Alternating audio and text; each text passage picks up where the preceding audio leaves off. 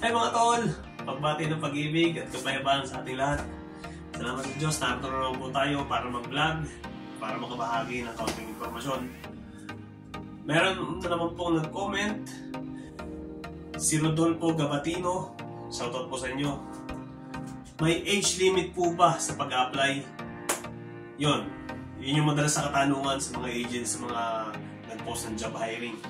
So yun, base uli sa experience ko dito sa New Zealand. So, sabihin ko na po yung, i-reveal ko na yung edad ko po, ano?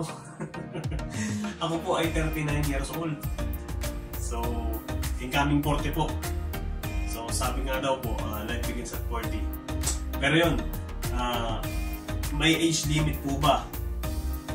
Sa agency po na nagpaalis po sa akin, wala po siyang nakalagay na limit ng age.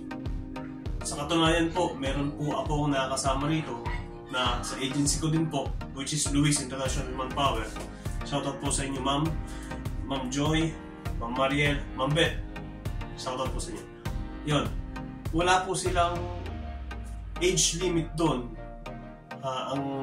Yun sa katunayan, may nakasama ko rito 49 years old po nung dumating po siya dito. So yun, narito po siya ngayon.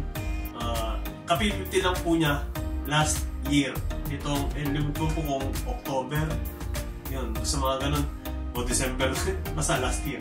So, pa-51 na po siya ngayong taon. So yun, yun lang po. Salamat sa Diyos. Sana po ay nakatulong po sa inyo para sa inyong mga agam-agam sa pag-iisip. Yun, salamat sa Diyos sa pagkakataong ito. See you next vlog. Vlog.